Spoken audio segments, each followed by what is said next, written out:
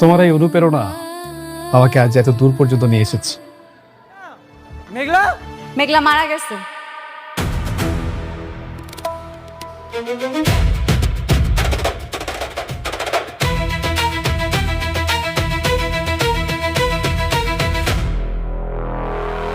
আসসালামু আলাইকুম বন্ধুরা।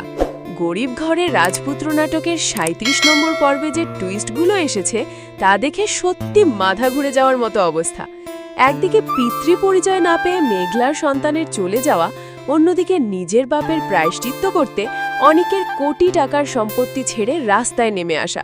কিন্তু নাটকের সবচেয়ে বড় ধামাকা ছিল বস্তির মেঘলার শালিমা চৌধুরী হয়ে রাজপ্রাসাদে ফিরে আসা। আজ আমরা এই পর্বের ভেতরের গল্প এবং আগামী ৩৮ নম্বর পর্বের ফাটাফাটি কিছু আপডেট নিয়ে কথা বলবো, তাই ভিডিওটি একদম শেষ পর্যন্ত দেখতে থাকুন। বন্ধুরা, এই ৩৭ নম্বর পর্বের শুরুটা ছিল ভীষণ আবেগঘন। সঠিক সময়ে সঠিক চিকিৎসার পরিচয়ের অভাবে মেঘলা তার সন্তানকে হারায়।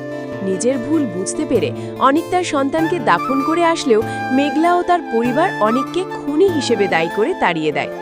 এরপর গল্পে আসে এক নাটকীয় মোড়। অনিক তার অন্যায়ের প্রায়শ্চিত্ত করতে বৃষ্টি এবং তার বিলাসবহুল বাড়িঘর সবকিছু ছেড়ে ছুড়ে মেঘলাকে খুঁজতে বস্তিতে যায়। কিন্তু সেখানে গিয়ে সে জানতে পারে মেঘলা আর সেই গরিব মেঘলা নেই। সে তার বাবা মাকে নিয়ে নিজের আসল পরিচয় অর্থাৎ শালিমা চৌধুরীর রূপে এক বিশাল রাজপ্রাসাদে চলে গেছে।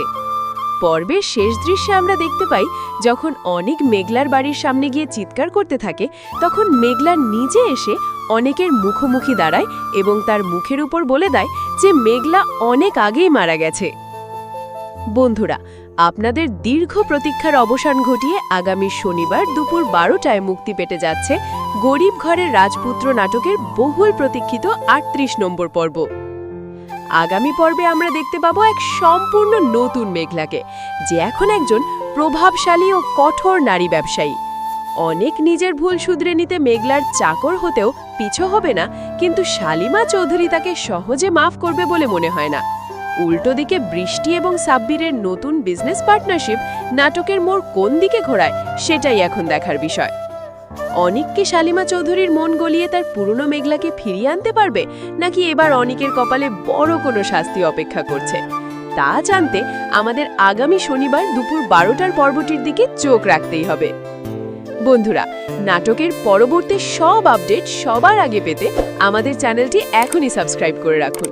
সবাই অনেক অনেক ভালো থাকবেন, সুস্থ থাকবেন। আল্লাহ হাফেজ।